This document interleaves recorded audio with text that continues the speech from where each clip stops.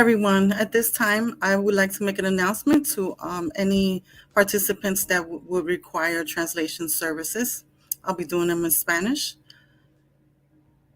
Buenas noches. Esta notificación es para las personas que necesitan servicios en otro lenguaje.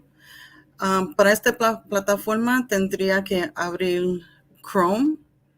En la parte superior derecha, haz clic en Más y luego en Configuración. A la izquierda, haz clic en Idiomas y luego en Google Translate, haz clic en Traducir a este idioma. Selecciona el idioma que desea de la lista de idiomas. Gracias. Hello and welcome to the National Parents Union's Town Hall Series on School Libraries, Literacy, and Learning. I'm Shirley Rosari, National Organizing Director for the West Region and co-host of tonight's Let's Get Real Town Hall. This conversation tonight is so important to the state of education in our nation. If you would like to learn more about the National Parents Union and become an affiliate or partner of our organization, please visit nationalparentsunion.org. All right. Hello, everyone. And again, welcome to our Town Hall series. I'm super excited about this. This is our third one. And we are so excited about the conversation tonight and everyone who is connected to it. I am Jason B. Allen, the National Organizing Director for the East Region. And I am super excited about this conversation as we're moderating a very heavy conversation, but very informative, because this is something that students have said that they want, and they want us to get real about what's happening in regards to social emotional learning and also health literacy. So this conversation will elevate the voices of youth activists, parents, educators, practitioners, authors, librarians, and also those who are in the mental health field. So as we get ready to prepare for getting into a powerful conversation, we want you guys to go ahead and drop in the conversation piece, which is the chat area. Let us know where you're from. Let us know where you're residing at. We want to see some parent power represented in the place. So please let us know where you're from. Let us know where you're checking in at, where you have registered from, so that we can make sure we're shouting you out in the conversation on this evening. Now, we know that some people may also be still getting their information translated, right? So if you are still on before you get to the translated information, I'm going to let Shirley give us that one-liner about telling us where you're from and who you are, so that we can shout you out. But we're going to do that in Spanish as well. Okay, gracias, Jason. Solo queríamos que si están, están con nosotros ahora, que si nos pueden decir en el chat de dónde están, para así darle un shout out. All right, that's it. Now listen, I can't tell you if you need a Spanish tutor to, hit Shirley up at her DM, but I'm just saying now, if you do need a tutor, NPU has all resources. Now, before we go any further, a lot of times we tell you who we are. We always get to introduce our panelists and the people who are going to be bringing some pivotal, important, powerful information to you. But we want to take a few moments and tell you about, this really phenomenal organization that's called the National Parents Union. So Shirley, I'll throw the mic to you just to talk to everyone a little bit about some of the work that we're doing and why they should be connected to this. Wow, that's great. So we're all over the place right now, but in a good way.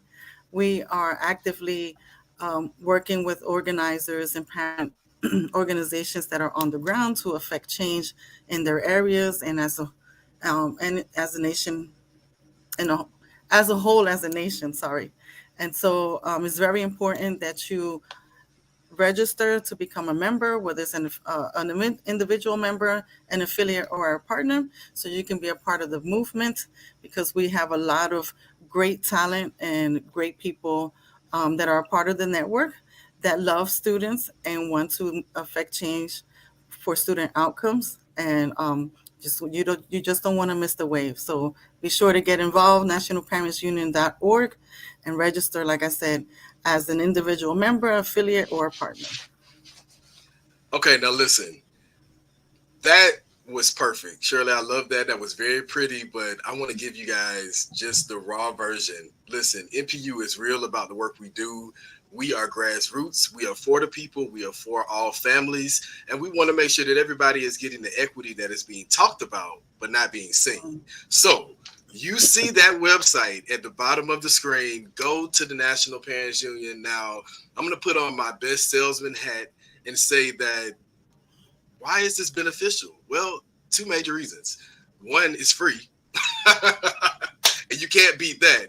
But it's free, and you get something in return because you really get connected to some amazing partners of ours, phenomenal trainings. Shirley's not going to toot her own horn, but how she's helping us restructure trainings for National Parents Union, but also you get connected to our phenomenal team. Now, you're going to see some of them on tonight. So we're going to let them share their own piece, but it's phenomenal work. It's impactful. We come in as allies because that's what we are. And we're true grassroots organizers. So if you know anyone that cares about kids, that cares about equity, that cares about education, you may want to have them connect and join the National Parents Union. So that's our spiel. Go ahead. I want to see some people coming in the fold this evening. Okay, coming in the fold this evening. So go ahead and join the National Parents Union. Again, if you are watching this live and you registered, thank you. We definitely have to start with saying thank you for the people who registered and really showed up in a major way. Now, if you are not connected to the National Parents Union and you're not watching on the Facebook page, it's also being streamed live there. So super excited about that. All right. Now, I think those are all of the announcements for the evening. I want to kind of take that back. I want to give us some resources too. The National Parents Union website is definitely a resource. Reading PA is also another resource. We'll be hearing from them shortly, but it is critically important that we make sure you guys have resources to take with you after this conversation ends. Because again, we don't want you just to be connected to a great conversation, but we want you to be connected to the work that the National Parents Union is doing and why this is important. Now, that's my last announcement. I want to say this too. We have a script that we follow. Shirley is like, he's going so off script because that's what I do. I'm always off script. I'm going to call Shirley to the carpet right quick because Shirley is a parent. She's also an activist. She's also a part of the NPU family. If we could just for a couple of minutes, let you speak to the benefit of being in the National Parents Union as a parent and how it's benefited you. Because the conversation tonight is geared around how are we protecting not just the social, emotional wellness of children, but also parents. And a lot of times we don't really recognize that parents are facing some grave challenges and things that are happening in their day-to-day lives. So as a parent, as someone who is active in this work, just share with us your experience and then we'll move forward. Absolutely. So, as a parent, the biggest benefit to me is knowing that I'm not alone. And in this struggle, in this fight, I don't like to use negative words about the work that we do, but it does feel like an uphill battle sometimes. So, my favorite thing is being able to call upon leaders throughout the country who can sometimes, coach me to let me know, like, you're not alone in this. We love the work that you do. We actually see how some of the work that you do can benefit us in our region, and it's just great to have that fellowship with leaders across the country, and especially with the team. The National Parents Union team is amazing, and the first thing that we do is support each other as individuals, and that goes a long way when you are advocating and you're an activist. And just sometimes us as leaders need that support as well. So with the National Parents Union, you have access to that network. You have someone that you can call upon or send an email to that can support you and back you up, and just hold each other up. That's the biggest benefit to me as a parent, to know that I have a whole network behind me with the National Parents Union. Shirley, go ahead and testify for parents and let people know that parents are really here to make change in our schools. All right, now we see a lot of people represented all across the United States, and I'm here for it, guys. I am definitely here for it.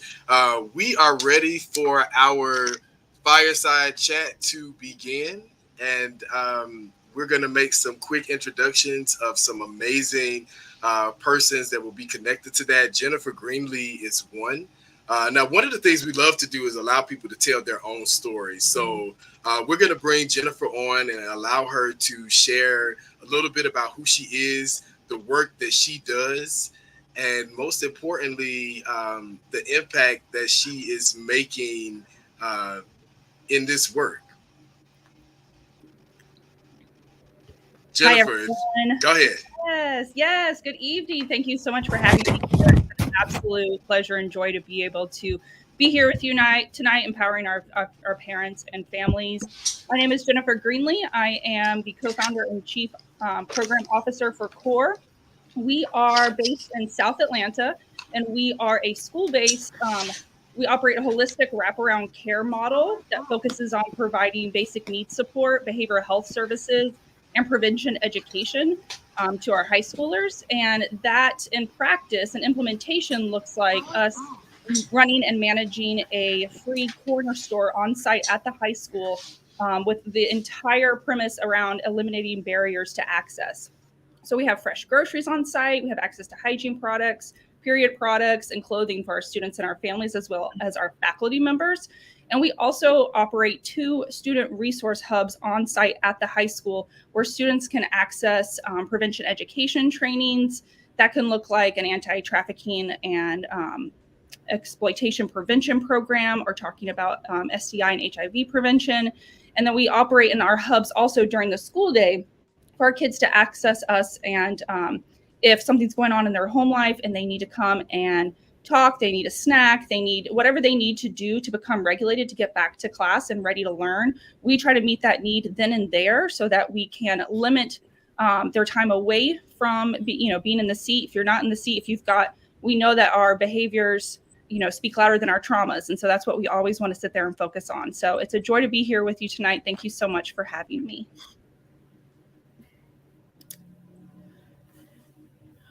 Okay, back off of mute now.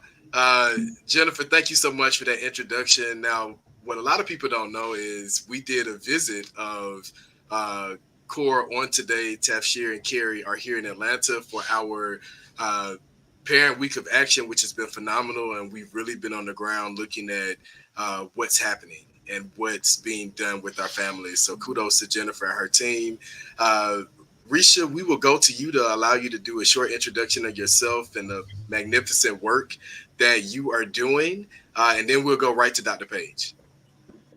Okay, thank you, Jason. So my name is Risha Conroy, and I am the founder and the executive director of the Dyslexia Alliance for Black Children. We're a nonprofit that was founded in 2020, so right in the midst of the pandemic.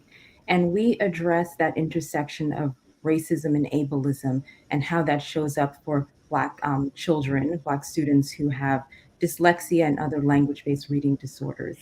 I am the mother of 2 children who have learning differences or disabilities. My son has dyslexia, and that's what really propelled me into this space, knowing and understanding how for our Black students, and especially our Black boys, it often goes undiagnosed and misdiagnosed, and the consequences are catastrophic for them because there really is no soft landing place in the United States for a Black man who cannot read.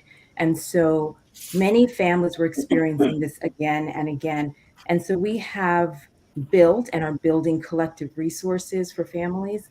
So 75% of our work is directed towards supporting families and providing them with information so that they can take action on behalf of their children.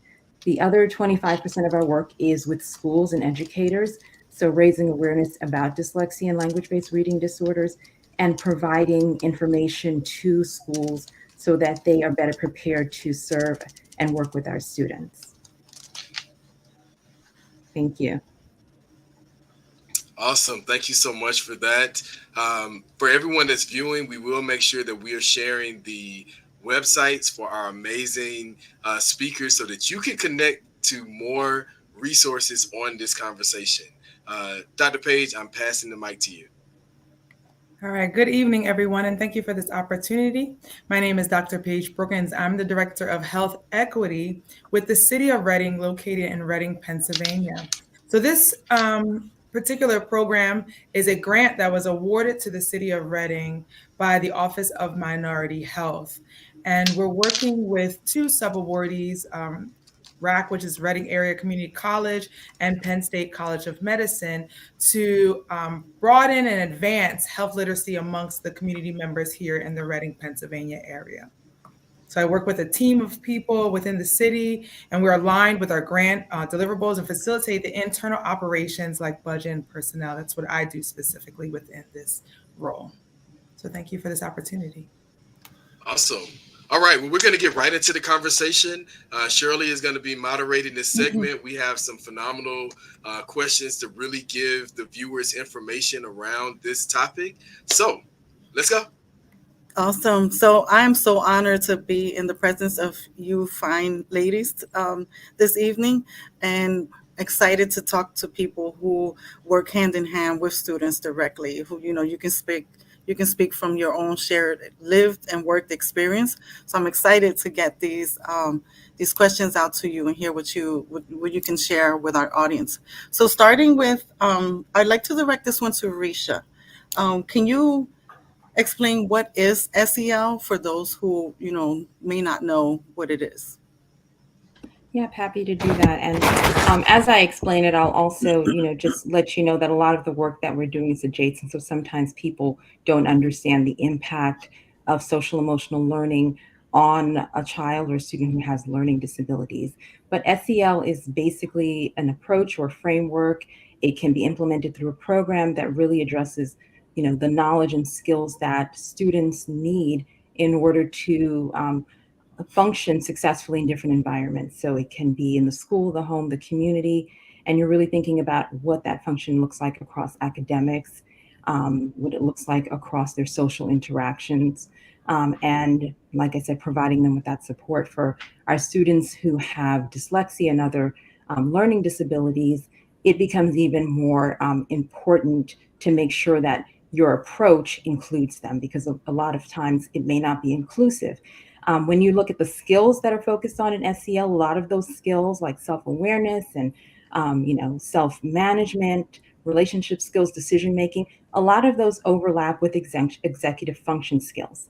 And so executive function skills is something that's often, there's a deficit with students who have learning disabilities. And so you're really building, they almost kind of go hand in hand, but you have to build together.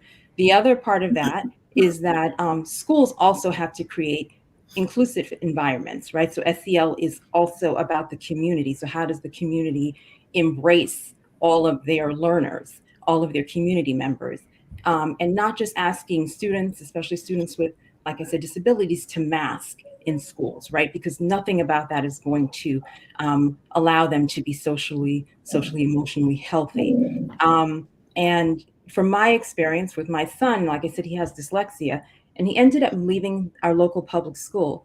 And the reason that I moved him when I did, because I moved him a year before I was prepared to do it, was not so much because of the reading, it was because of what was happening to his social emotional development and the way the school was responding and creating a community where he fit. So he also had language, always has language disorder as well.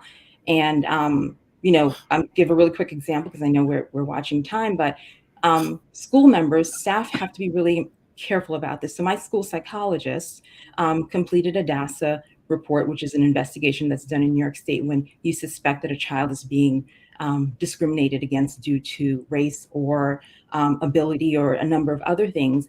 And at the end of it, he turned to me and he said, well, the good news is no one thinks your child is weird. That's the environment that my son was in, where a psychologist would feel comfortable enough to say that to a parent who's there advocating for their child who has learning disabilities. So, just really highlighting that it doesn't happen in a vacuum. There's many things that need to be pulled into a social emotional learning framework. Thank you for sharing that, and especially for sharing the part about how it has to be the whole community that should be trained and should have access to the social emotional learning, so that it benefits the student as a whole. My next question is for Jennifer. Could you share more about what is health literacy and why it's important? Yeah, absolutely. I was hoping you were going to ask me that one. So I'm very passionate about health literacy, and I do want to start off by quickly saying when we're thinking about health in general, I would like to invite you to think about it on a broader perspective. When I mentioned earlier that my nonprofit focuses on behavioral health, I think sometimes we might be quick to focus on that might just be our mental health, but behavioral health at a broader perspective really encompasses our mental health, our physical health, our resiliency, and all the other factors that come in play with SEL. And so, really, health literacy overall empowers our children and adolescents to address and to change some of the social determinants of health. Ultimately, really allowing our kids to learn how to be their own health champions. And some of the school-based interventions, I think, can be very, very beneficial and effective in that and improving our children's health outcomes. And also believe that it can help reduce our health disparities as well. And when we're thinking about health literacy, it's really can be as broad as how do we access healthcare? How do we access mental health care? How do we access any sort of care? So we're looking at the systems of support. And if you don't know how to navigate that, and if you don't speak the language, then how are you going to be able to get the help that you need, get the support that you need? So helping to teach people, so we're talking about kids, adolescents, our teenagers and our parents, how to navigate some of those systems of care, whether it be where do you go to get, A, B, and C done? And not just where do you go, but how do you get there? What do you do when you get there? Even understanding some of the preventative aspects surrounding HIV, STI, and other ways that you can prevent. We know our teenagers are going to be engaging in risky behaviors, but what are some of the tools and knowledge that we can equip them with so that when they're in those situations, they can make healthier decisions and making choices that are aligned with their health. And so I had mentioned that we run a school-based grocery store, and that's part of health literacy also, right? It's about making those choices and aligned with your health. So choosing broccoli over choosing Pringles as a side to your food, right? Choosing protection and knowing how to use it rather than hoping it's all going to work out. Choosing during SEL, right, to breathe and pause rather than reacting. And so I'm really looking at some of the health literacy also as just a mechanism, right, to help to promote SEL. And knowing that it's more than just mental health, it's all of our behaviors and the healthy choices, what we consume both literally and figuratively. Can you share really quick how you bring parents into that conversation, and how are parents aware of what it is that you're helping their students with at the school? Yeah, absolutely. So our corner store, the free school-based store, is where we meet a lot of our parents. It's kind of the point of entry. And so when they come in, we form relationships with them first, always promoting dignity and safety in the space. And once we get a good relationship, we're always sharing with them what we're doing in the classroom, what we do. And then we invite them also to some parent-centered groups on being able to, like I said, SEL and health literacy is not just for our kids, it's for our adults as well.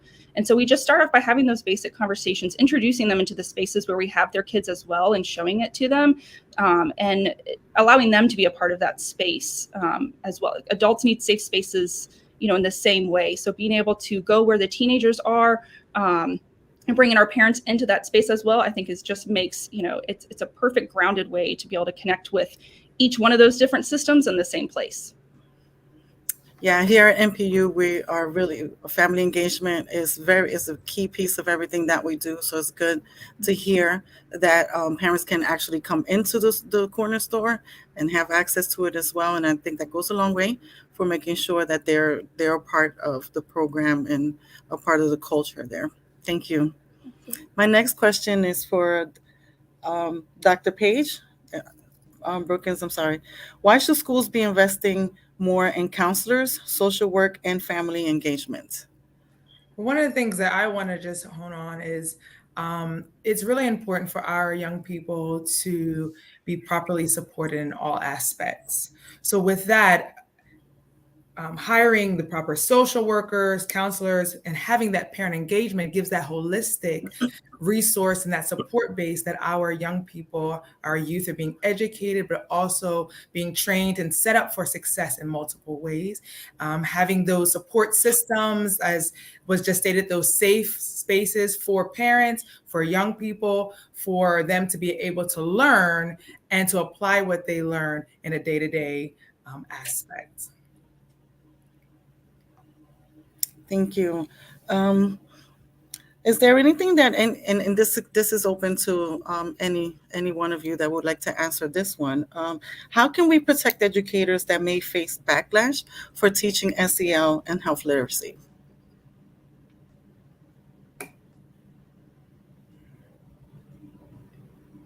I'll just share something quickly. I think as far as creating safe spaces for our kids and for our parents, we also try to do so also for our teachers. And so we have teachers who come into our space also to navigate some of those difficult conversations or difficult feelings and emotions that they're having as well. And I think it's also important why engaging in community partners plays such a huge role too. We're able to come in and really operate and teach and expose and be able to assist on so many different levels and teaching different curriculums that some schools might initially be maybe hesitant to do so. And so I just think the utilization of community partners in general can be a source, a powerful source to use to help bridge some of that. Absolutely. I totally believe that it takes a village. It's just not the responsibility of the teacher, but it's also the responsibility of others, as was stated, with the community partnerships, with the parents, community organizations coming in and being a part of that conversation and creating that safe space.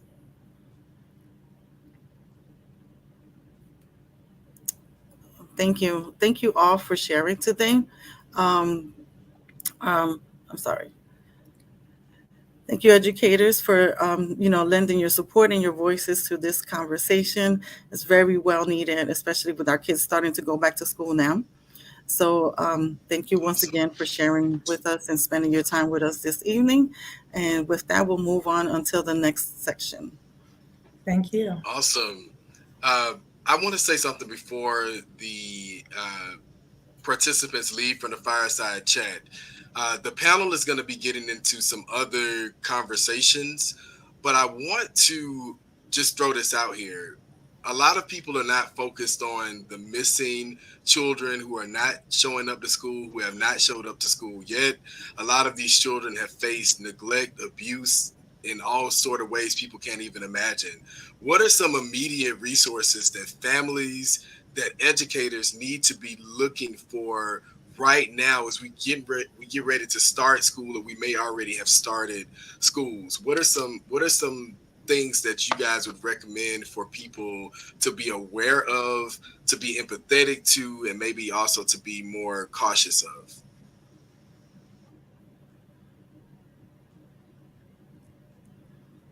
One thing that I would say is to, or at least what I try to do working with our young people in the school setting, is to build a rapport with them. And you'll begin to learn and to be able to see how their disposition is as they're in the classroom.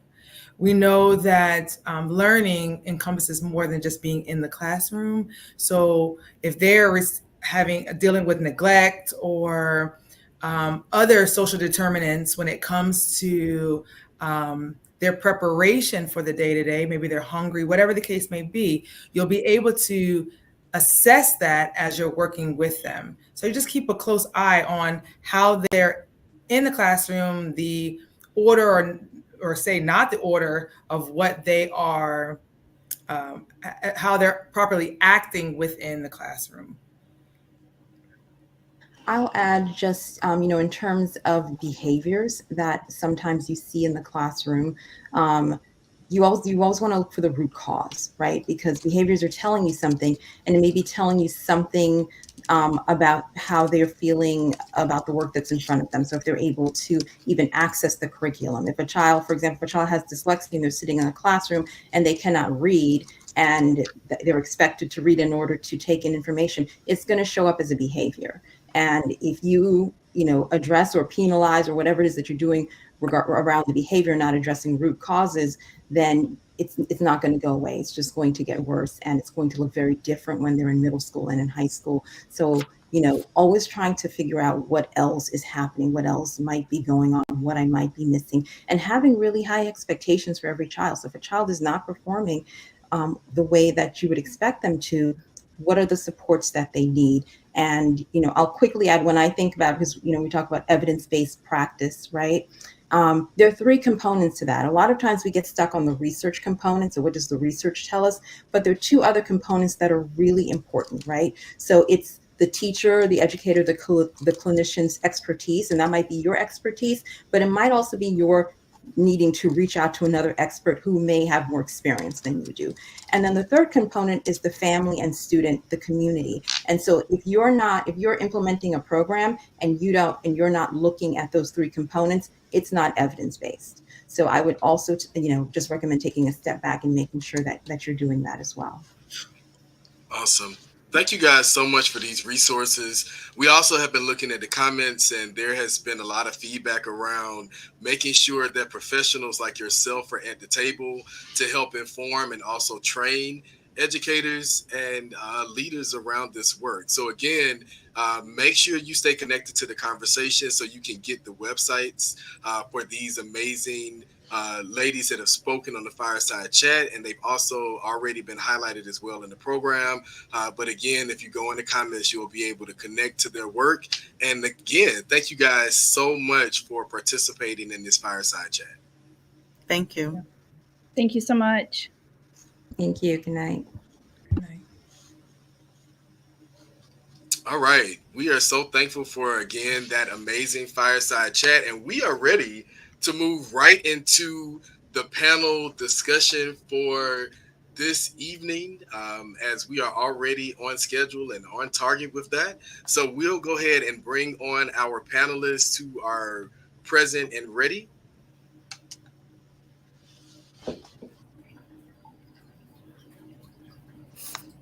Welcome, everyone, to the conversation this evening. We have a full panel of experts, of advocates, of practitioners, of parents, and this is just simply amazing. So we want to continue the conversation with this powerful panel and also really get into the heart of what the work should be looking like, what it could be looking like, and again, how this all connects to school libraries, literacy, and learning that is taking place. So we will do some introductions of our panelists, and Nakia, we'll start with you at this time. Thank you, Jason. Hi, everyone. I hope you're having an excellent evening for our town hall. My name is Nakia Hargrove. I am the owner of Abodo Serendipity Books, which is an independent bookstore located in Stratford, Connecticut. I am currently online and hosting pop-up shops in my local community. I'm also an author. I have a memoir coming out next year called A Black Queer Woman's Journey to Motherhood. It's a memoir. So I'm a writer and I'm a mom of three. I'm not sure if you can hear my twins screaming in the background. They may make an appearance at some point, but I'm a mom of three, as well as a teenager who's also in the house. Be quiet, I'm sure. So that's all. All right. We'll go to Ken next. After Ken, we'll hear from Ashara, then Enid, then Corey. Good afternoon, everyone. Thank you, Jason and NPU for this opportunity. My name is Ken Kemp. I am a school counselor in a school in East Point, Georgia called the Rise Schools. It's an amazing institution that services surrounding areas of East Point. I am also a father of two. I have a 19-year-old who's a sophomore at TSU on a full scholarship, and also have a 2-year-old. So I'm at both ends of the spectrum. Right now, I'm at Walden University finishing up my dissertation. And my topic is the unseen impacts of suspension on middle school Black boys. And so I'm very attracted to the advocacy work of our Black boys within the school system and trying to be a voice for them. But I'm excited about tonight's panel.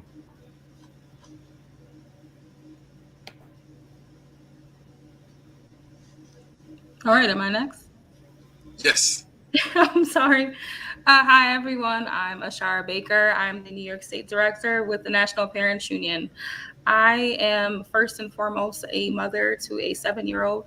Tomorrow's the first day of school, so we've been fighting over outfits and snacks. She wants all the snacks for tomorrow.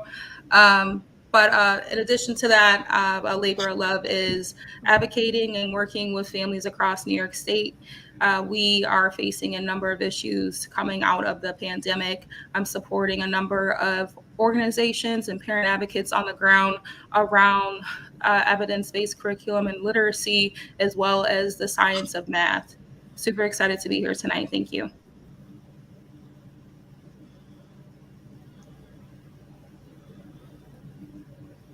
Enid, it's on you. Hi everyone, my name is Anine Narvaez and I work for the City of Reading. I am the grants coordinator for the city as well as the community engagement coordinator and the social media coordinator for the Advancing Health Literacy through the Office of Minority Health. And I'm super thankful to be here and hold space for everyone during this chat.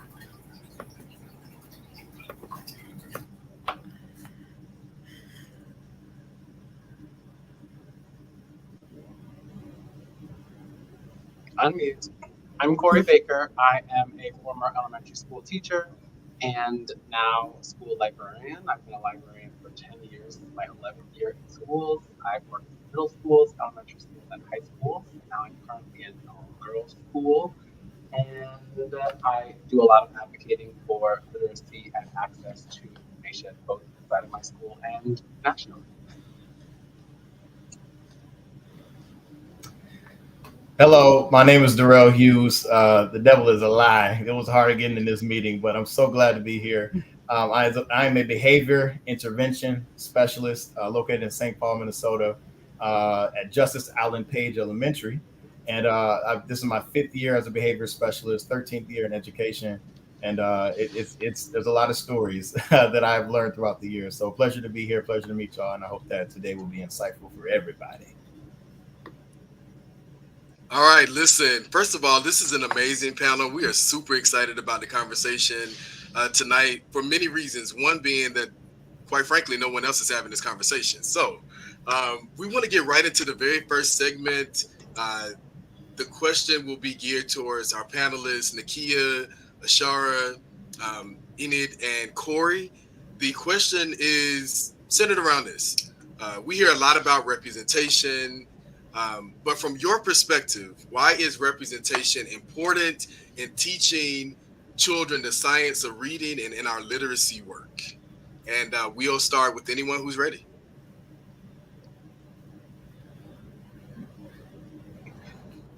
Or the teacher and me will call you. Okay, I was about to say, Nakia, I'm about to call you first anyway, so let's go. Can you hear me? Say that one more time. Yes, we can hear you now. Okay. All right. So we know the stories that are different than ours. So the beauty of literacy is that it allows us to look at our society, to show us that like us or different than us. Representation as it pertains to literacy, emotional learning. Community, we have a responsibility to talk and to make sure that those differences show up in the books that we read and the books that we learn.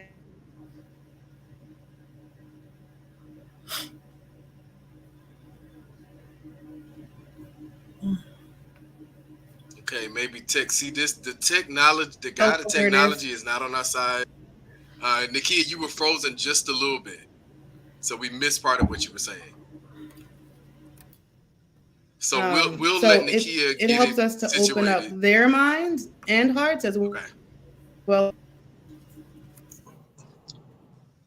Okay, so Ashara, let's go to you, and then we'll hear from the others, and we'll come back to Nakia once we get that situated. Sure. So representation, super important. I think students can't do anything but benefit from having that diverse content within the libraries and classrooms. I think the content alone opens up the door for students to feel not only visible, but heard. I think in addition to that, that feeling is going to motivate them to want to read more. You're more interested and more apt to read when you actually enjoy and you can connect to the content. So in addition to that, I think it's going to open up opportunities for academic gains. And it's twice as important for those underrepresented students. So the Black and Brown community definitely needs to see themselves within these books. I'm sure we all read some of those same books when we were growing up, and I hope that we're breaking those curses by exposing our kids to more colorful pages and more beautiful experiences. And just as a parent as myself, I look forward to buying those books for my daughter, the ones that are filled with how women in history have persevered. We bought a book about Double Dutch. She's never played Double Dutch. She's never seen it before. We got a book. We sat there and read it. She has a soul food book about cooking with grandma. Those are all those amazing memories and experiences that she identifies and connects to. So it brings a smile to my heart, and it creates a sense of accomplishment as a parent. She is enjoying to read, and it's content that she's experienced herself. All right, next person. I'm happy to add to that. It's not true that every student needs to see themselves in order to strive, in order to aspire, but we know that the numbers say that it definitely helps when girl students see women teaching their science classes. They're much more likely to go into careers in STEM. When Black students see social studies teachers who look like them, they're more likely to become lawyers. And the same is true in the library all the time. The more accurate the illustrations are, the more students are willing to pick up those books. The more the stories that are familiar to those students, the more likely they're to read those books and to repeat, and to find series that they find really exciting. And every time I connect a student to a book that shows a family that looks like theirs, a neighborhood that looks like theirs, a relationship that looks like something that they would like, they get super excited. And I get to make sure that all kinds of books are in the library, and students who don't have any experience with that, who don't understand the background that this character is coming from, really get to experience something different. So I get excited about sharing all kinds of things with every student, and especially when they get to connect something that, first of all, I make sure that they get those in the classroom too. So they're not coming to the library and seeing something absolutely unique. So I make sure it's happening in their classrooms as well. But the more the explosion of really great literature for elementary school, for middle school, for high school, that really shows different kinds of families and make sure that each student gets to see themselves is just a wonder, even in the past 2 years. And it's really, I think, there is a book for every child that gets to see where they get to see themselves, and it's just glorious right now. Awesome. All right, we'll go to our last comment for this particular section, and then we're going to move on. So just to add on what everyone else has discussed here, the importance of utilizing culturally and linguistic approaches to advocating and creating representation for people, specifically young people who are navigating, identifying who they are, specifically in a high school setting. Being able to, one, not only see representation visually, but to hear stories are also super important. And to also understand the importance and understanding that not every student, especially at a high school level where they're already going through identifying who they are as a person, might not be able to, go to the library and read a book that is written at a 10th grade, 11th grade reading level because maybe they're an ESL student. And I speak from experience. I was an ESL student when I was younger. As I got older, I was able to access a little bit better. But the importance of making sure that even that generation, that age group is also equally represented in literature that might not visually represent them with pictures, but through other ways is also super important.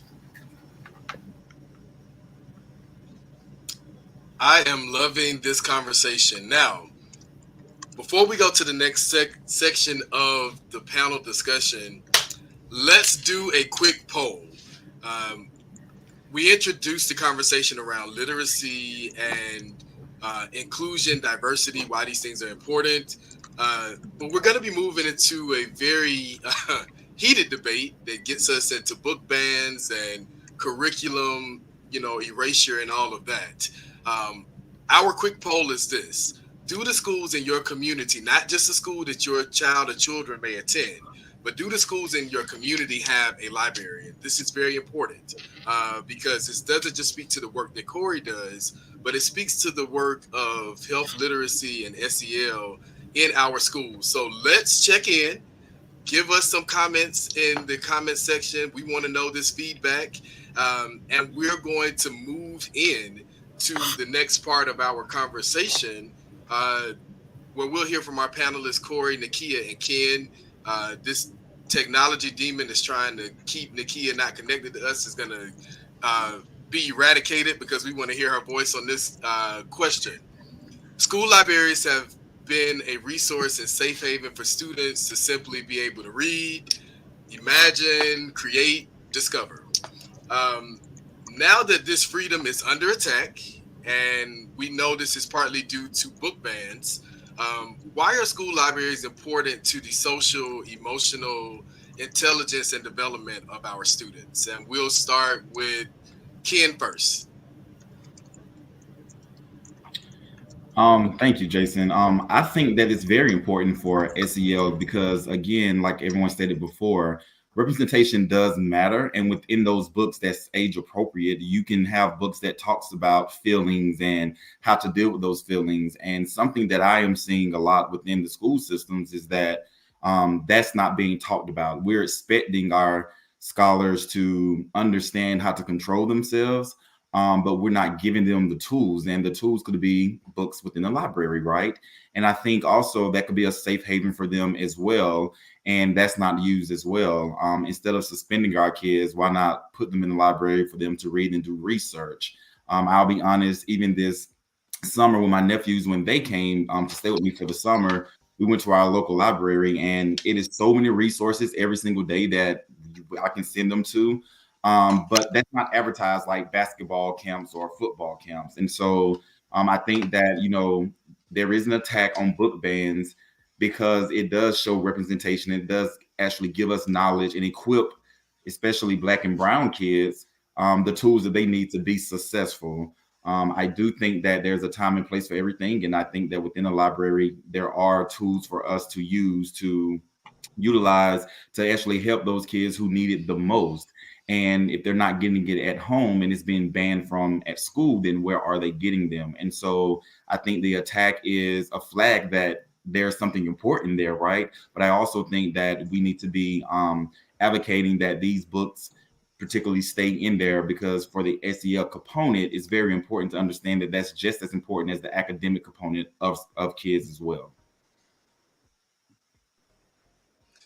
Now, I'm going to pause us right quick. Panelists, I want you to also respond because this was a very, very important poll question. So let's just rewind this again. Let's just do a quick rewind. Do the schools in your community have a school library? This is critically important because we don't have enough representation in the comments letting us know if this is a resource for students, educators, and parents. Some people have responded. We're seeing a lot of under-resourced areas, lack of resources, lack of funding, not being utilized in the proper way. If you're not keeping up with what's happening in different aspects of the country, Tulsa schools have libraries, but they are under attack. So again, when we think about what we heard on the fireside chat, and these places are under attack, y'all don't seem serious to me. We should be hundreds of comments saying that, oh, we don't have it. How do we get this access and make sure that it's fully resourced? Because if in the fireside chat, they just informed us that this is a critical area and need for these students, and people are saying it's under attack. Now, I don't know how y'all get down, but if my family member, or if my friends say I'm under attack, baby, I'm ready to go to war. So I'm encouraging everybody to let's go to war for our children. If parents, if educators are telling us that these areas are under attack, and basically what that says is they need our support. So make sure you're responding to the poll. Nakia, we're going to go ahead to you so we can hear more about why we need to get more boots on the ground. I hope my internet is working. Yes, we can hear you. Amen. Thank you. So I think it's important for us to remember that libraries in schools, yes, we know they're important, but why are they important, right? Filled with books that kids can access. Maybe they can't get to the local public library. They go to school and access their school library if there are books in there for them to access, right? So in a school library, you're inviting them to read books with their peers, supportive adults in the space. So when books like The All-American Boys or The Hill We Climb by Amanda Gorman, I think it speaks to a big issue, right? That adults are having a sort of issue because of what is happening around racism or sexism or homophobia, and therefore libraries or school libraries are suffering in So I think the book bans are a result of the fears, and so that's in part start to do a around what it means to have a book on the shelf in a library for, and so what that means in terms of as a whole student, not only in science or social studies, but library. Awesome. Thank you so much for that feedback. Now, public service announcement. The National Parents Union has a literacy coalition that is actively working to fight and combat book bans. So make sure you go to the National Parents Union website and join our work so we can come and support you with the week of action to get some results for literacy. All right, now, Corey, you're the expert in this particular area in regards to the operation of school libraries while they're needed, the attack that you all are going through and what's happening with your fellow colleagues. So we'll let you close us out with this section. Yeah, I'm happy to engage with this question. My experience with defending libraries right now and supporting librarians is really to get prepared for challenges. So what happens every time is a parent or a small organization generally says, I want to challenge this book. I don't think it should be on the shelves. And they tend to mount a kind of media campaign around that. And so what we've been instructing libraries to do, and librarians who are really interested in defending all the books that are on their shelves, making sure they have a diverse array of kinds of authors, is to create policies that really direct people to a strategy. Okay, so I'm telling every librarian, your challenge policy needs to make sure that the person who is challenging actually engages with your community. So if it's a school library, we say the person who's challenging the book must be a parent, must be a student, must be a alum of the school. Because what keeps happening is people from outside of the community want to challenge books and they don't really understand what kinds of things our community needs. And we say we librarians are the experts and we teachers in that community are the experts. So if you're not part of our community, then challenge books in your own community. So make sure the person is part of your community. Make sure they've consumed the entire thing. A lot of times what happens is people have challenges about specific parts of pieces of literature and they haven't consumed the whole piece. So we say you must have read the whole thing and you must have some real reason for deciding that this part of the book is not essential to the message of the book. And so what happens is a lot of the challenges break down after that. So we really try to get out in front of them. And so in the schools and in the states, in the districts where they already have kind of like laws coming down, we are supporting those people to make sure that they can have as much as they can within the laws that have already changed. And with schools that are being challenged right now and are expecting challenges in the near future, we're really helping them shore up their strategies. And kind of also to get on the media campaign track, really helping students and teachers and librarians in schools get a coalition already ready. So in my school, I say I have my principal, I have these 5 teachers, and I have this number of students who are ready to defend me at the school board meeting when a challenge comes to this book that I know is going to be challenged. So really preparing institutions for what they can expect and preparing communities for what they can expect, and then really having a coalition already ready of people who are going to defend not only the individual items in the library, but also the program. We are experts who select the things that are really impactful to our communities, and we know what we're doing, and we are going to make sure that every item in the library is useful, every item in the library is relevant to our curriculum, and makes the students really excited to read. And really, when we message it that way with our allies who are parents, who are students, who are teachers, the challenges tend to really dissipate. So really helping people get ready for challenges is what we're doing right now.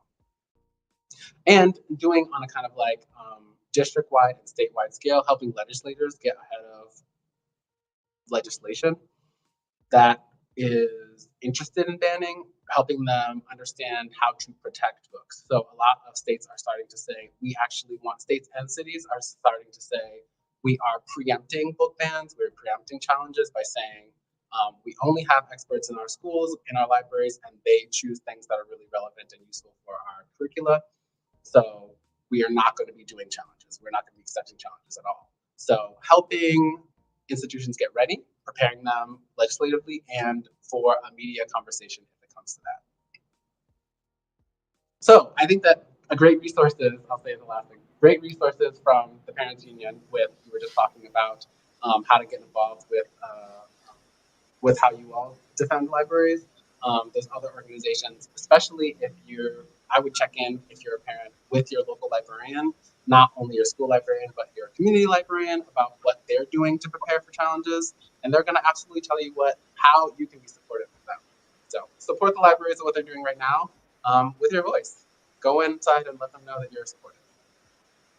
Awesome. Thank you for sharing that experience. We saw from Ms. Walker, who commented and says she didn't even know or hadn't heard about schools not even having a lot, because it doesn't make sense. It doesn't make common sense for a lot of us who are like, how will we be functioning and moving forward with digital literacy without having this resource? So thank you guys for your comments around this particular section, which again, a lot of people are agreeing, great information, because as we're having this conversation, we want people to learn what's happening and also, again, be able to connect with resources. Now, I have to toot NPU's horn because we have some phenomenal partners that are supporting the work that we're doing to combat this, including CASEL, which is known for their amazing work around social emotional learning, Every Library, and also ALA, which is the American Librarians Association. They are super supportive and very excited about this conversation, and we are thankful for them supporting our work in this endeavor. Now, the hip hop lover in me, I was gonna break out in Salt and Pepper song for this next segment, but then I also know that people are cooking and they have kids, so I don't want them to be like, oh, what is happening here? But this is a very heated conversation. We're focusing on learning, and so we know that the panelists are going to be ready to address the question that goes like this: how does the banning of sex education in schools impact student development? So thankful for the fireside chat that provided context of why this is important and how it connects to health literacy. So let's hear about what's happening in schools, parent perspective, young adult activist perspective, practitioners perspective. Let's go. I'll jump in. So I'm not there yet. I have a 7-year-old, so we're we are not at that phase in the learning journey. But I can just say that age appropriate sex education is definitely essential to student development. I think that banning sex education in the classroom and in curriculum is definitely going to negatively impact students. I think they're going to miss out on building those healthy relationships.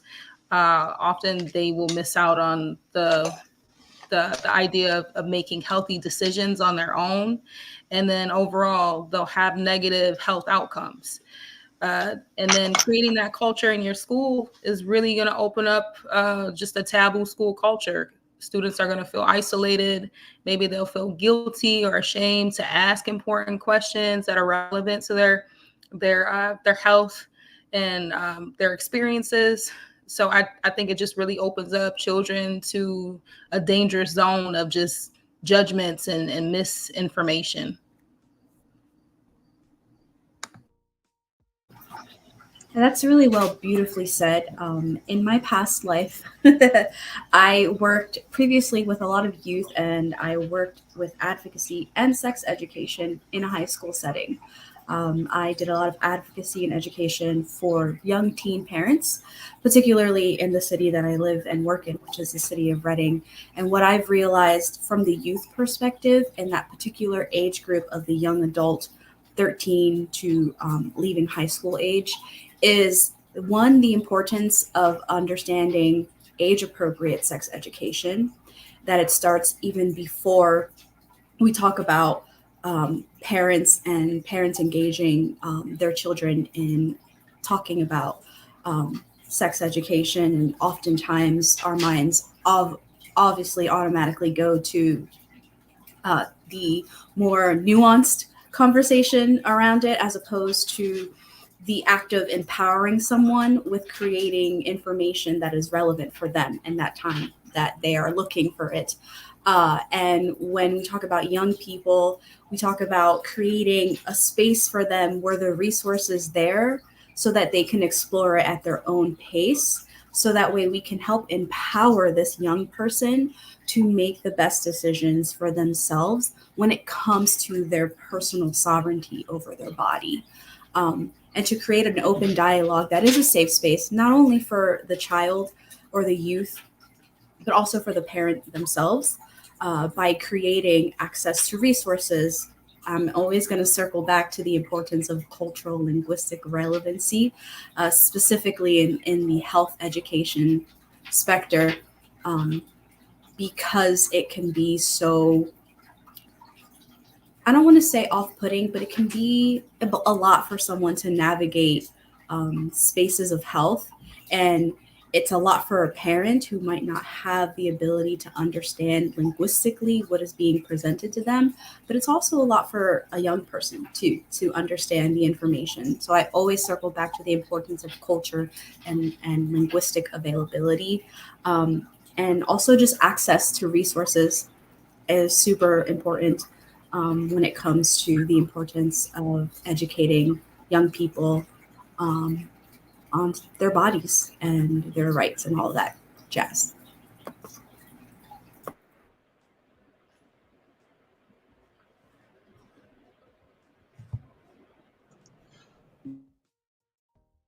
I'm happy to add a little bit to that. Just so much of sexual health education in schools, especially middle and high school, is really relationship education. And it's really impactful to the rest of the running of the school. It is important for students to have shared language around how relationships should work as they start to navigate their own relationships, as they start to navigate relationships with their peers and with their teachers. And like was just said a moment ago, all parents don't necessarily have the experience to think about how their child is navigating relationships. And also, when we say we're not interested in an expert talking to your children about sexual and relationship health, we are saying that we would rather them learn that from somewhere else. And the other places where they could learn that are not nearly as healthy. And so when we remove sexual health and relationship health from schools, we're saying that we would rather someone with less experience. We'd rather them learn it from their peers, is really what we're saying. And that's what I try to talk to our families about whenever there's a challenge to our sexual health curriculum and resources. We really want students to have this information, and we really want them to have it from experts. And you supporting us bringing experts in, or having our in-school expert when we have the finances to do that, or having these resources that students can consult, is really you trusting the school with your child. You trust us with their math education. You trust us with their science education. You trusting us with their capacity for building relationships that are healthy. And we can do that with your help, and we would love to keep doing that. Okay, so I'm just going to be boldly honest. I got 3 daughters, y'all. Okay, can I just say I'm not ready for that as a parent? Okay, but if I want to be honest, also in the education field, I do understand the relevancy of having that talk, the importance of it. Now, at an elementary level, I think things can get a little dicey per se, only because like the age limit could really, I mean, they're exposed to a lot. It's either we raise our kids or social media, streets, peers, aunts and uncles. Like we have a chance to catch them, or they're gonna learn it regardless, right? At the same time, we do want to be careful with, for me, experiencing, going as a kid's learning sexual education, and then also our schools. We haven't explicitly done that, but there is a time where we have maybe like the 5th graders will split up groups, and like we'll have some similar language. But the importance of it, I mean, I got to be honest, like there's a talk you would have with your parents, and there's a talk you would have with educators who are very credible, very knowledgeable in this field. And, it does have its relevancy to where they're not just getting like stories, we're getting actual accurate information that can help dissect those decisions that they may be trying to explore, but also making sure they remain safe and making sure that we're giving them actual tools and resources that we provide. It is uncomfortable. I mean, I think that conversation definitely could start in the home with a alley-oop, I would say, coming from the house, or alley-oop coming vice versa. Doesn't matter whether starting at home, starting at school. But to have a village behind this type of topic does kind of help develop our young babies who are exploring so much and really exposed to so much. So much is just subconscious with a lot of things that are thrown their way. They have no clue that advertisement is really, really going after our kids.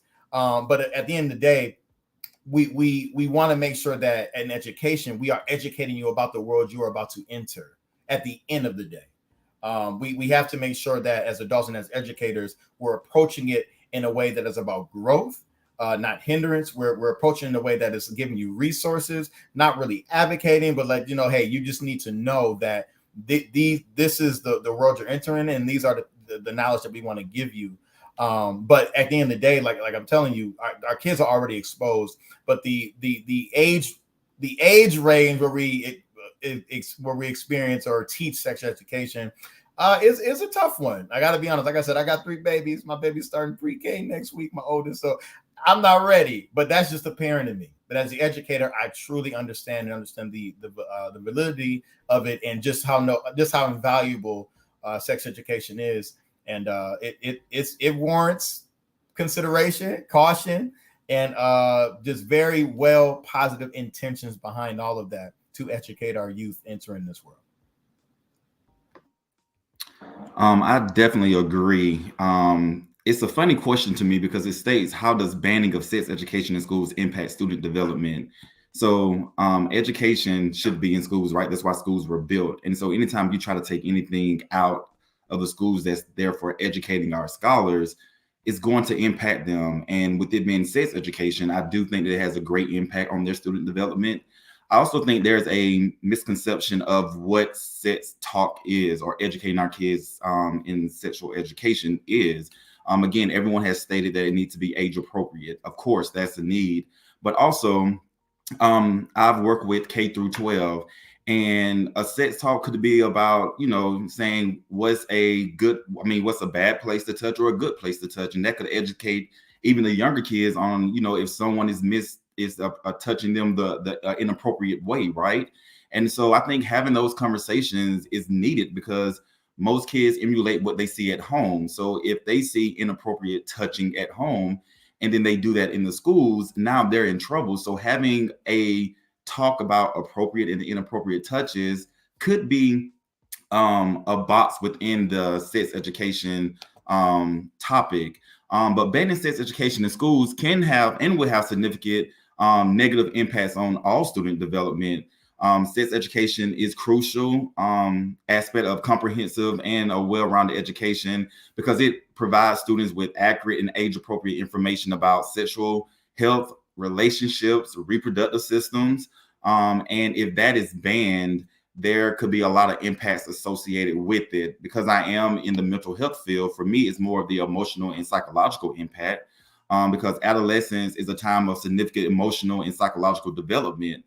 And so banning sex ed could leave students unprepared to navigate their changing emotions and feelings to their bodies, sexuality, and relationships. So this lack of understanding can lead to a lot of feelings of like confusion, shame, and anxiety. And I think that is very important to understand that if you were to take this out of the schools, then how would they deal with these feelings?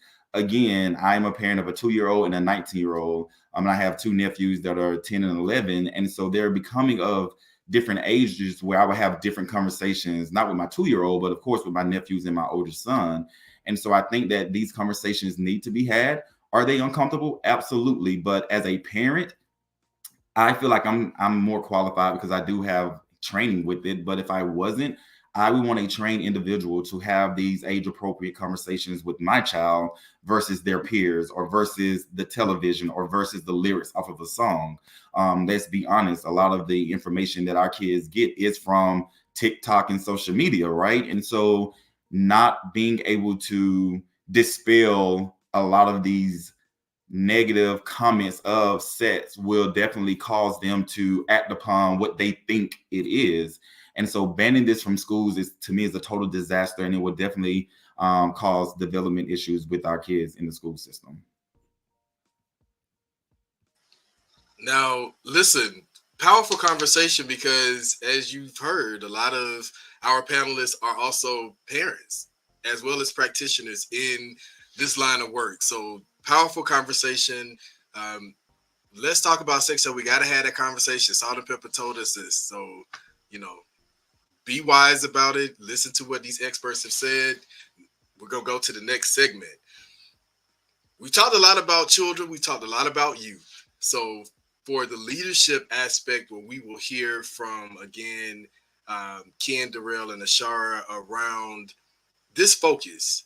How can students advocate for more diversity, inclusion, cultural relevant curriculum, public service announcement to Moms for Liberty?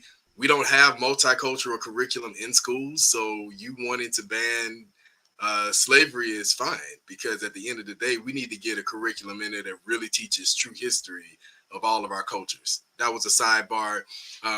But also we want to get student voices on how they can have more culturally relevant clubs, organization, and classes that are truly fitting their needs. So we'll start with Ashara and end with Darrell. Well, first of all, I'm not a student. I previously used to work with the Boys and Girls Club. Shout out to Keystone Boys and Girls Club in Rochester. First and foremost, I think that this generation of youth is extremely outspoken. I think that they have shown that they have a set of values. They are in tune with what is happening in the world. We all know that the Black Lives Matter movement really sparked something within the youth who were showing up and marching in the streets with folks like us. So I mean, I can't give advice to students, but I think students need to carve out their own space within their schools. If they have multicultural clubs, they should be advocating for more events. If they don't have a multicultural club, then I think they should start creating that space within their school. They should have these conversations not only with their building principal, but also bringing these issues to their Board of Education, having sit downs with their superintendents.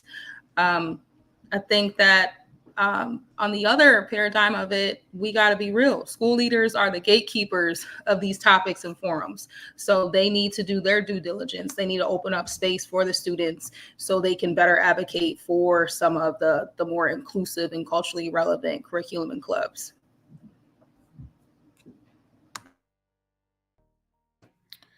I agree as well. I think the power is in the hands of the students. We have a generation that now sees that, you know, by going out and believing in what you truly want to see, then you have to be the change yourself. But I just want to be very transparent and honest. The power really goes back to the parents and going to these board meetings. The people who are making these decisions are the board members, and these seats they're only there because they're elected, right? And so I think we have to be realistic about the situation. If we see as a parent something that should be different within our schools and it's not being done, instead of us complaining, we need to attend these board meetings and we need to vote. And we need to have people in there who are going to advocate for our students and who are going to advocate for more diversity and inclusive curriculum and clubs and classes. Yes, our students, they can go and they can start their own clubs. But as far as with curriculum, it's only so much that they can do, honestly. And again, that starts with, you know, the district and going to the board. And so I am a person who is very loud about, if you don't attend board meetings, you should not complain. If you don't vote in these elections, you should not complain, because those people who are making these decisions are the ones who are able to change these curriculums and implement these clubs and stop these bans. And so honestly, it falls back on our parents. And so as a kid, I would say challenge your parent, ask them, are they going to these board meetings? Ask them, are they voting and who are they voting for? And if it's no one up there, run yourself. And I think we're at a space now to where we have to stop pointing the fingers and we have to actually go to the step up to the plate and be the change ourselves as adults and actually run for these seats. And so I believe that is the way to actually make the change within the school system.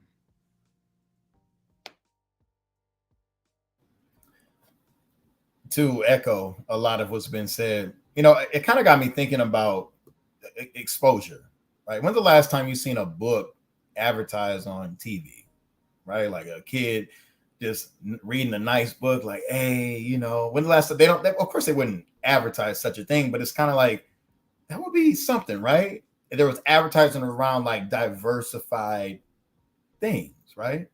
I think about parents and how much influence they have. This is a chance to get your power back.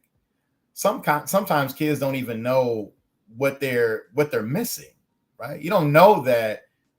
For me, let's say a black male teacher, I didn't know that's what we did. I never had them until I got older and go, oh wait, we can be teachers. Oh wait, but we're not teachers. Oh, that's why I haven't seen any. Like sometimes it takes a while for them to catch on that they're even missing that you should see yourself in a lot of what's being advertised to you.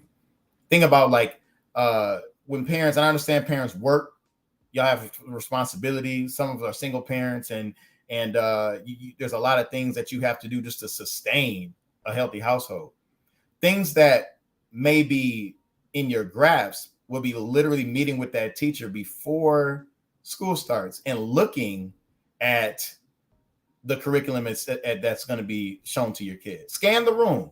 Do I see my child around here? Do I see enough? Or, hey, what books do y'all have in y'all's library, right? Sometimes the exposure, right? They're advertising so many other things, but the exposure to content that looks like them, you can do that at a first glance just when walking in the room and meeting your child's teacher for the next 9 months. How is my child represented in here? And when you're able to feed this to your child, feed these type of things, well, you know, I would like to see more representation, having a conversation with the teacher. your child is able to see that. And then therefore they're being fed all of these like, oh, wow, okay, I see you, mom. I see you, dad. Okay, I see you, advertising or advocating for me to be represented in this classroom. Then that's also feeding them that so that they can feel comfortable to advocate for certain things. And one way that I know is a to be a real tool to how we view reading and material. There's a program called CDF Freedom Schools.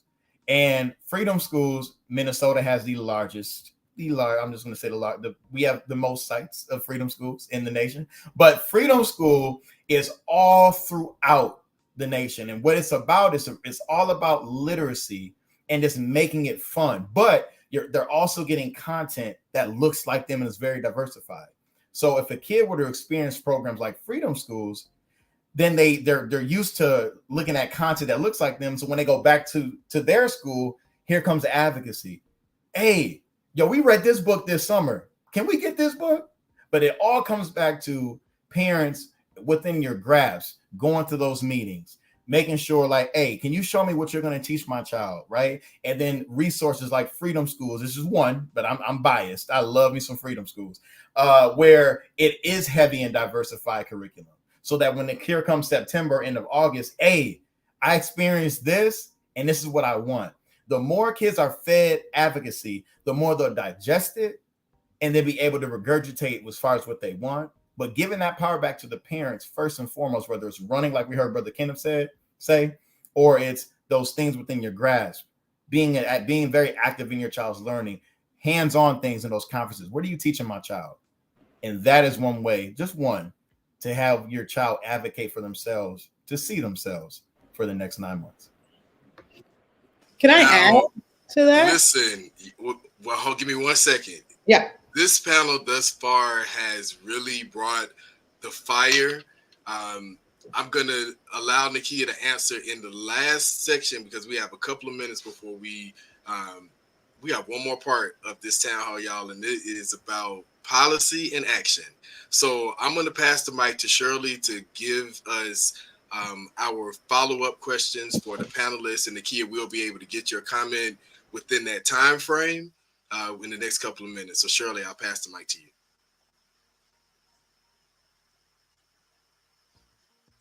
you. About diversity and inclusion and being hands-on in our students' education. How can we ensure that school libraries and literacy programs are inclusive to non-English speaking students and their families?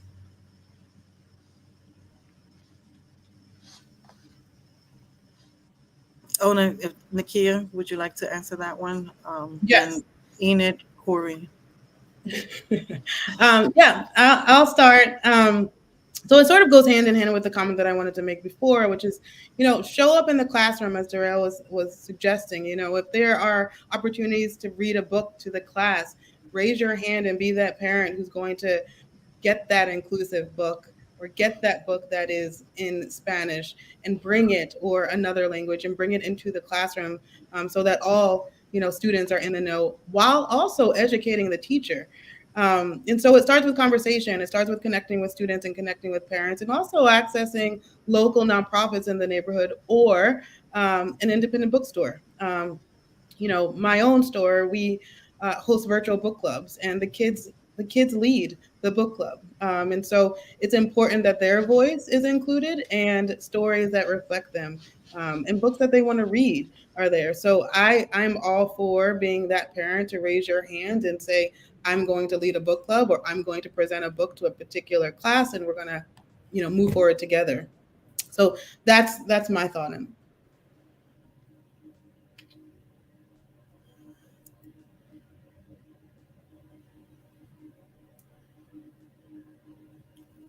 it. Hey, as far as making sure on a policy level that there's access to literacy materials in the non-dominant language of our country, which is English, is knowing and understanding your population. I think it's so great that you guys hold space and create advocacy for parents. And it's even better when you're aware of what your population and demographic of parents looks like. So that way individuals in positions that can make good, positive, sustainable change are, adding to the conversation at these school board meetings about representing non-English speaking communities, which are obviously more than just Spanish communities. There's Asian American communities, and there's Haitian American communities, and there's a whole smorgasbord of people here, which is one of the greatest things about this country, is that we can all advocate and hold space for one another in these educational spaces that might have historically not thought about specific people in the past, but we can bring the change and we can be the change. And it starts honestly with making sure you know what your community looks like and advocating for that community in those boardrooms, and even with the teachers as well too. So.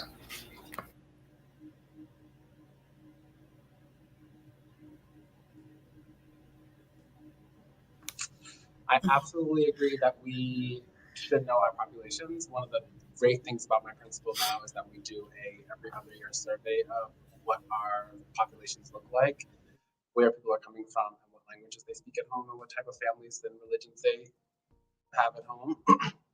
And I am so excited to get books that reflect the community, that make the students want to make the students able to see themselves when I have the money to do that.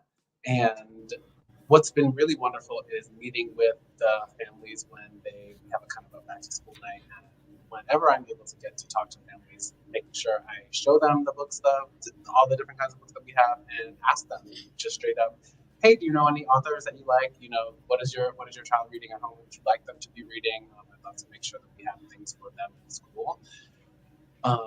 Not to put that work on them. I'm happy to do a lot of that work, and I feel like people are really excited when you offer to make them feel welcome in the library, because it makes them feel like their child is welcome in the library. And same in the classrooms. Okay, our next question, I'd like to propose to Ken, Darrell, and Ashara. How can we increase student leadership and policy and program development at their school and district level?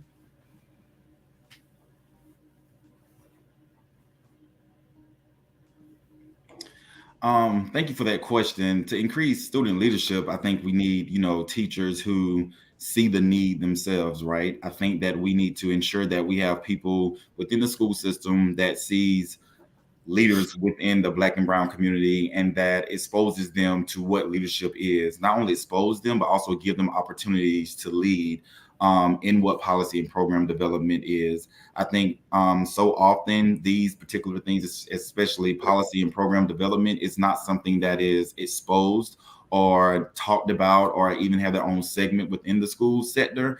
And to be intentional in building these programs and to allow this to be an issue talked about, and how it can be placed in a school and how it can be placed outside of a school, and what that could look like would be very important. But again, I do think that you need adults, parents, and teachers within the school system that is advocating to have these avenues to expose our kids to want to be a part of a leadership team that talks about policy and program development, because of how important it is and how important representation is in these in this kind of development. Because so often at the table you don't see people who look like us, and that is the main issue. And that's why a lot of things get done without consideration, is because we're not at the table. It's because we're not being exposed to it. So just having avenues for this to be something like a club that could be that we could funnel kids into would be very important in building this kind of program for sure.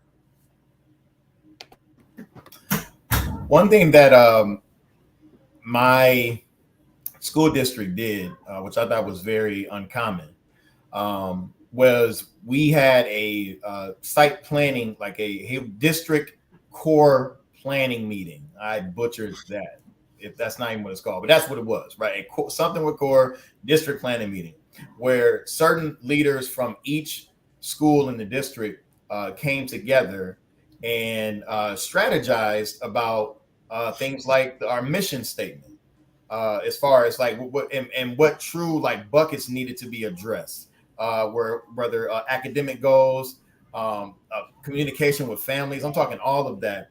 And the uniqueness about it was that we had about 10 high schoolers come in to work alongside the adults, because we didn't want to just come back and say, well, we think this is what's going to help students. No, let's hear from students who are currently in school, who are ready to embark on their journey, and have them speak to us when it comes to such decision making and policy changes and program development. So that was very unique. I would encourage more of that, whatever the case may be, as adults, whatever meetings or planning meetings that are going to affect more than just your school, or maybe it's just your school. This will be good for the adults to call on some of the older kids in their school to be able to have a voice and something that is going to impact all across the district or the whole school. But you know that at least you heard from kids who will be directly impacted by the change. That is something for sure that I would offer those in education to suggest. So yeah, thank you. Yeah, just to double down, first and foremost, it's beautiful to build a table and to offer a seat at the table for both parents and students, but just ensuring that you're not checking off a box, which is what we've often seen in times when districts try to implement parent-facing groups, student-facing groups, mostly to get a sign-off or to agree on an agenda that's already been pre-created. So I am a big proponent of co-creation. Everybody's at the table at the same time. You want youth voice, you want youth perspective, then the youth need to be there next to the admin. They need to be there next to the community. They have to be there next to their parents. That's first and foremost.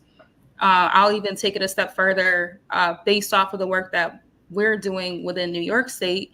We're working with families and coalition building, and we're also reaching out to national youth organizations. So if the district themselves don't have the capability or the know-how to really facilitate and train and empower youth, there are national organizations out there like Our Turn that really utilizes and harnesses that beauty of what it looks like when a youth is empowered and is advocating and has their own ability to speak up. So I think just from the local level, really having a table where everyone is represented in real time and not checking off a box. And then across the state, looking at some of those national partners, looking at their best practices is beneficial. I love it. I hope everybody has been taking good notes. We are coming to the end of our program, but we want to officially thank all of our panelists who are on screen right now and who have provided a wealth of information. Now, let me say that you guys got a lot of free information. So I would really, really, really ensure you stay connected to these amazing practitioners in their advocacy and in their work. Again, thank you guys. We are so thankful to have had you on, and we look forward to collaborating with you in the future.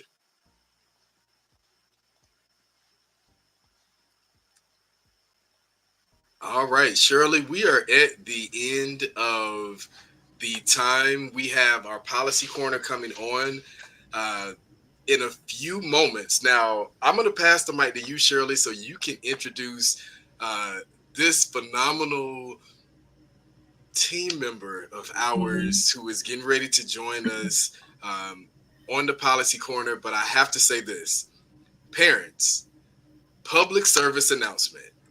If you are tired of your school board, which I believe that 99.8% of parents in America are, there's this phenomenal organization called the National Parents Union that is helping parents run for school board. I don't know if people knew this. So I just had to make this public service announcement so that as we bring Ariel on now, Shirley, I'll let you do the introduction, and then we'll bring on our other guests for the conversation tonight to close us out. So Shirley, you want to tell a little bit about Ariel before we start the conversation? So I am unabashedly a big fan of Ariel. I think that the work that she does is amazing, and she's just so powerful in her work. So this time, I would like to welcome NPU's Ariel Taylor Smith, Senior Policy Director, so that she can share some updates and some highlights in policy that National Parents Union is taking part in. Awesome. Good evening, everyone. Thank you so much. This has been such a tremendously rich discussion.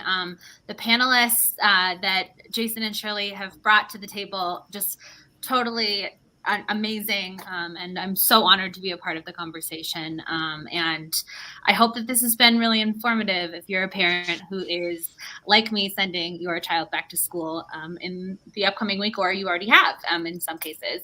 So a couple of updates that I wanted to share more broadly about our National Parents Union and what we're working on in terms of policy in supporting social emotional learning.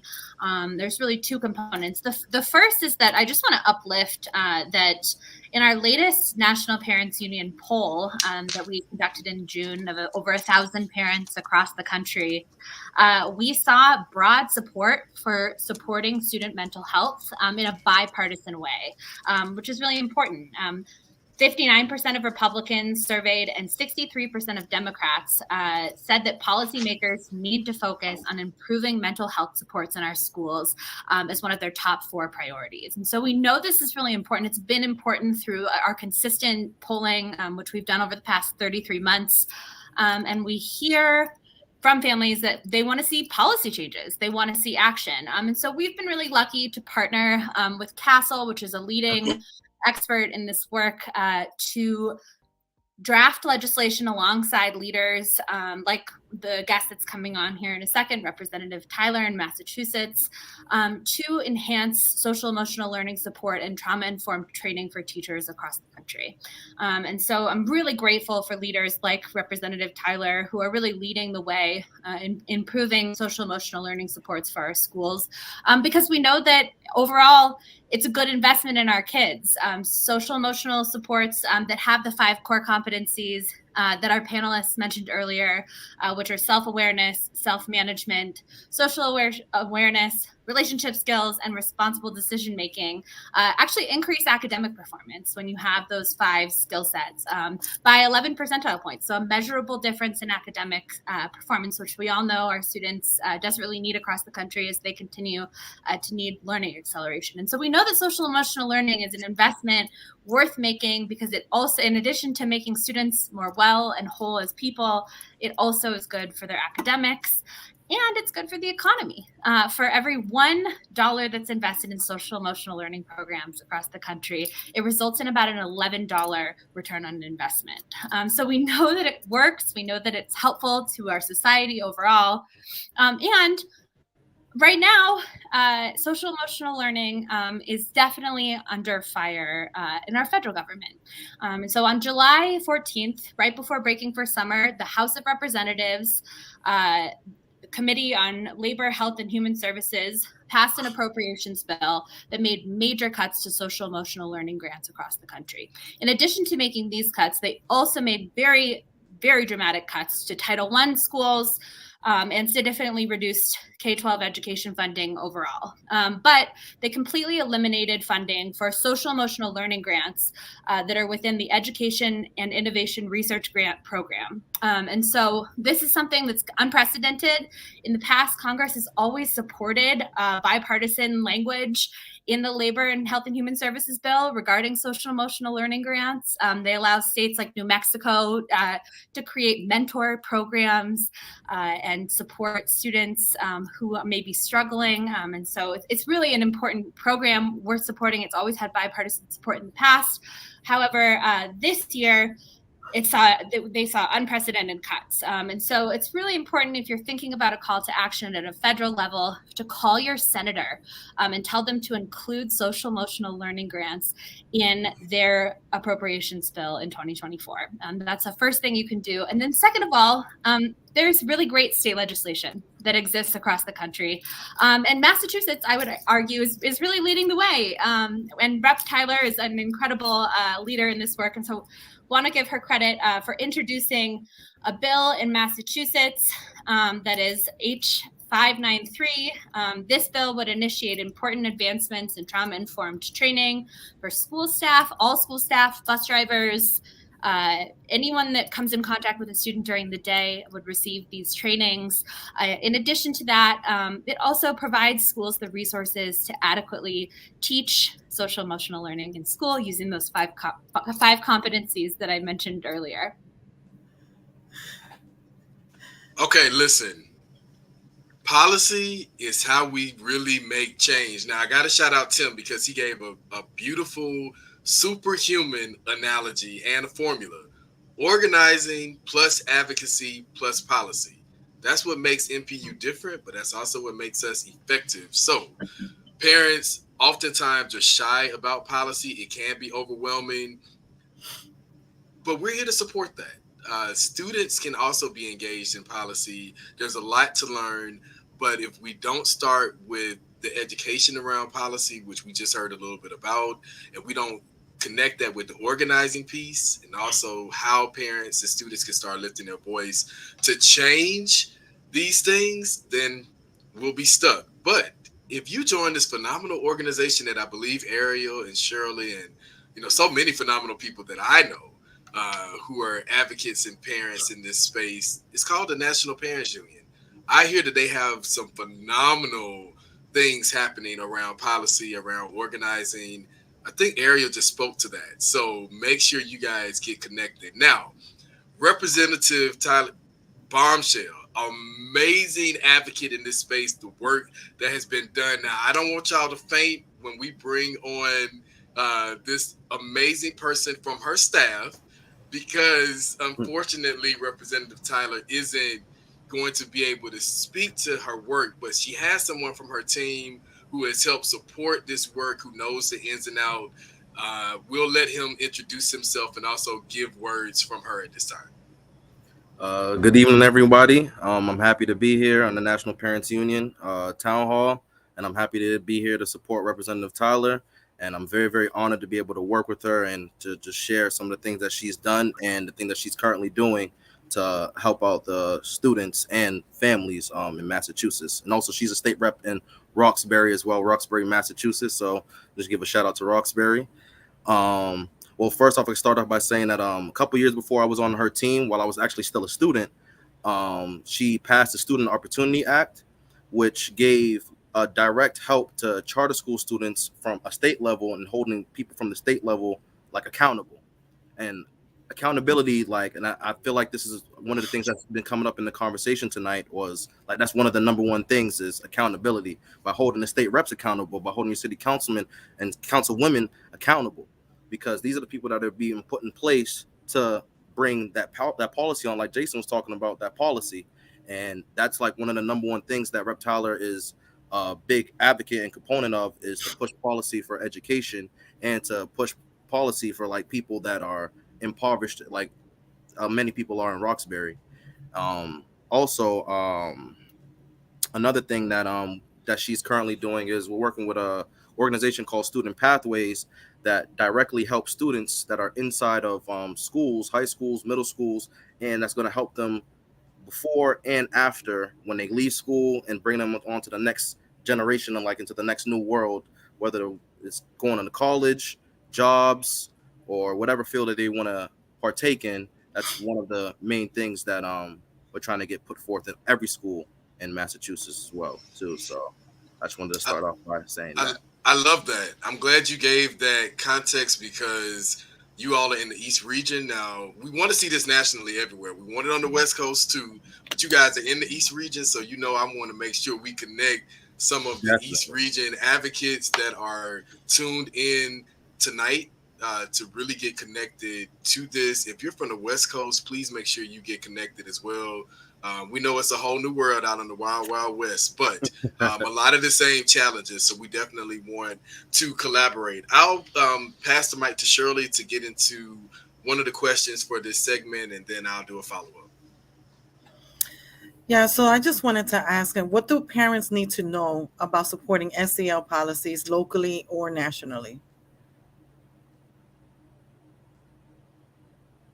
I mean, I would love to highlight the bill in Massachusetts that Rep. Tyler is sponsoring because it's an incredible piece of legislation that I think is all encompassing because it includes professional development for our teachers. It includes resources and it includes research-based best practices for SEL. And so the work that Rep. Tyler and her team are doing around building out social emotional learning legislation is something that if you're a parent in another state and you feel like there's a lack of structured support for students, it's definitely a bill worth looking at and replicating, which is a great way to make policy easy is by copying other states that are doing it well. Yeah, I second that notion, and thank you for the big up for the for our bill that we put through. But yeah, like pushing everything through policy wise, if you really want to make an impact on an educational level, from at least from my personal experience, would definitely be from the political level. I know I'm speaking from political perspective, but just not being just on the political perspective is that you're not going to really make any change without having the right people in those places to make the change and to make the change for the children. So the parents' number one thing is to get out and vote, and put the right people in the positions of power. And if not, have someone that can be that person, the right person to be put in those positions of power. Because if you're not having someone that's going to speak directly for you and for the people that impact you, look like you, or deal with the same type of things, you're not going to get what you really want out of it, just realistically speaking. I love these responses. Parents, I also want to challenge you to do this. Carrie and Tafshir attended a workshop with us early this morning where we spoke with grandparents and seniors and guardians who are raising school-age children, centered around an upcoming event we have, which will be a voter mixer. We want people to be registered. We know that the challenge is getting people to the polls to actually vote, but a huge gap is the education piece. What are the role of politicians? How do we connect with politicians that are actually doing the work that we want to see done for working families? How do we also hold them accountable? And so I think that people forget that this is a tiered process. You have to get registered and even know the process about where you're going to vote. We need you to do that.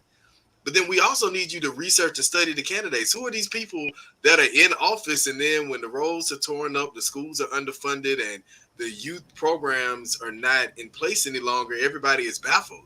Like, well, what happened? Well, I did my part. I went out and voted. You did vote. But do you know who you voted for? So we are here again to help support with the education of why people need to be registered and getting out to vote. Now, Shirley, I'm going to put you on the spot because you know I love to do it. We're talking about civic engagement and we're talking about getting people out to vote.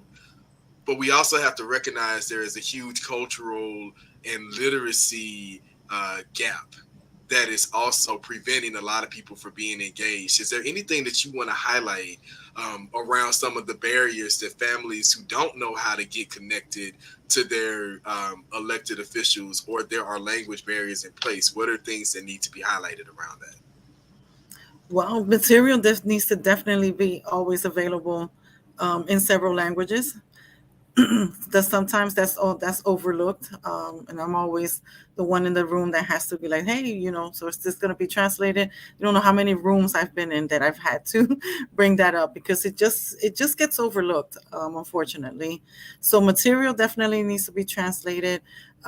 Representatives from that working for the legislature, community leaders, political leaders need to be more involved with those communities and be more present with those communities rather than just waiting for them to show up. They need to meet them where they're at.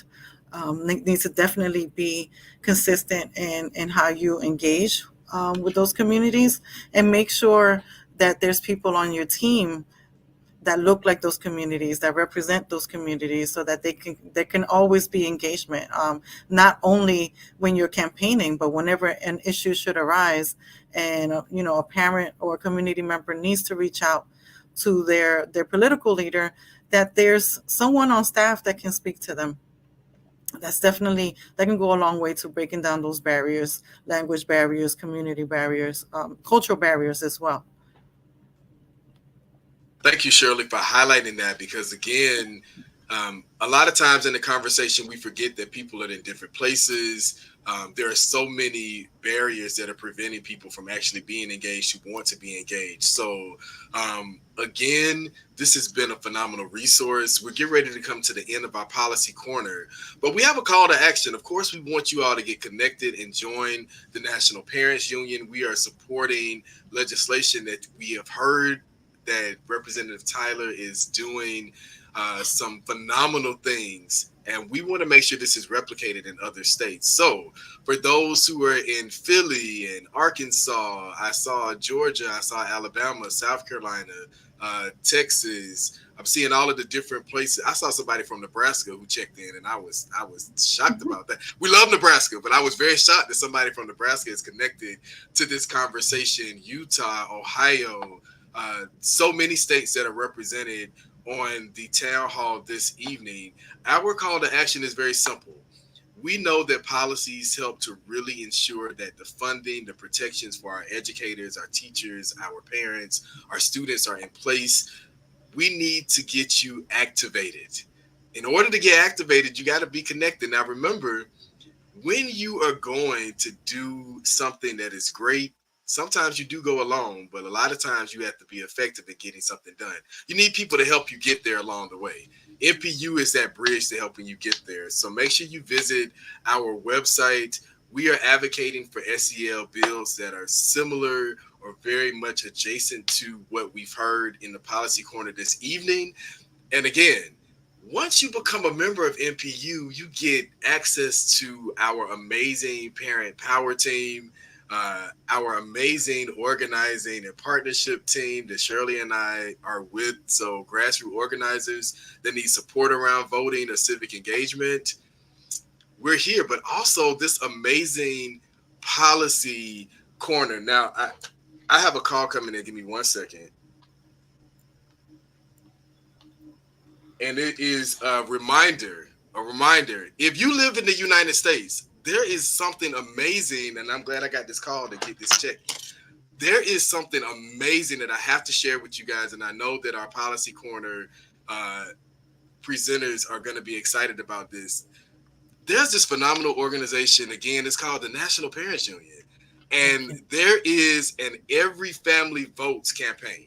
So if you go to our website and you connect to the Every Family Votes campaign, we are on the move. We are on the ground, making sure that, again, people are engaged, they are empowered, and they are educated to be impactful in this election cycle. So last words, Ariel, and our special guest that you want to give to the people before we close out the Policy Corner. I'll just reiterate that in addition to all of the really good advice that you've heard this evening, this fall is going to be all about the money in DC.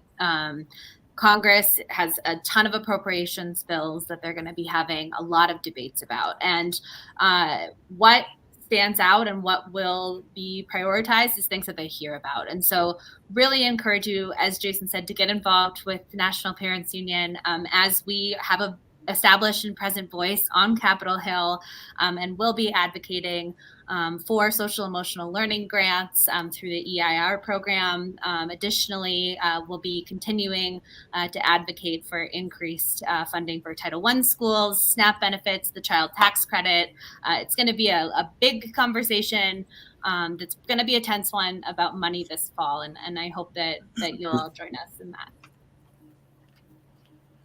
I would have to just second him and go back up on Ariel's point about money and funding. I feel like that's the number one thing, and that there's a lot of money that our government gives out every single year. In Massachusetts alone is over like $45-50 billion. So that's allocated just for the state alone.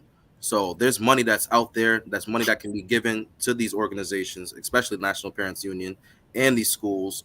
So I know getting out and to vote in many different places can be difficult. and knowing to try to find like the your state representative or your city council woman or man is definitely maybe difficult, but to try to find them, definitely hound them, because there's money there and the money has to go to good use. So I'll definitely say that for the parents. Awesome, guys. Thank you so much for participating in our policy corner, making sure the people are activated, informed, and in the know about what's happening as we get more people connected to policy change and engagement. And again, making sure that the dollars, the funding, all of that is going to the right places. So again, thank you guys so much for being on, and we appreciate it. We're excited to get more people connected to the policy work that we're doing with NPU. Thank you, guys. Thank you. Thank you.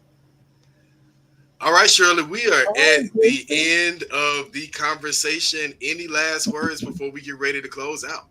Yeah, my final thoughts was I'm so thankful for everyone that joined the fireside chat today, the panel. It was very hard, like it warmed my heart to see that the people that are engaging our students every day look like us, represent us, and are very, very connected to the students and the communities that they serve. That just made my heart grow. We need to see more of that throughout our communities. And I'm just very thankful that we were able to just represent that in this conversation. And I'm just empowered. I hope everyone feels empowered to take on the call to action and to move forward. And I just want to wish everyone's all the students a great school year, all the educators and staff members a great school year.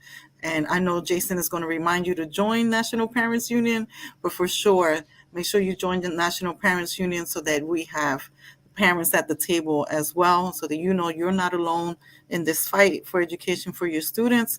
And just join so that you can stay on top of everything that we've got going on, so that you can be a part of it.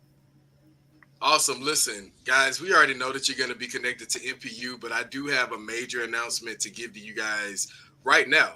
And it is the announcement for our next National Town Hall, which is going to be closing out the year. But let me tell you why I'm excited about this conversation. I'm excited about all of them, right? Because they're all important. But I'm really excited about this one because it is during the month of November, which, if you do not know, this is National Family Engagement Month. So we're super excited about this. Again, the date is November 14th, 2023, same bat channel, same bat time, but it will be focused on we're going to make a special announcement about that. We're not going to tell you what it's focusing on just yet, but do know this, that it will be centered around the celebration of National Family Engagement Month. Go ahead and save the date for Tuesday, November 14th, 2023. Now, I will give you a hint. If you have young children, if you have a family that believes in reading, you may be interested in this conversation. So just giving you guys a nugget behind that. Mercury, Scott, Carolyn, thank you guys so much for your support. Our entire NPU staff that has done a phenomenal job in supporting this endeavor. Most importantly, thank you guys who are affiliates, partners who just viewed this and they saw it online and was like, oh my God, this seems like it may be a great conversation.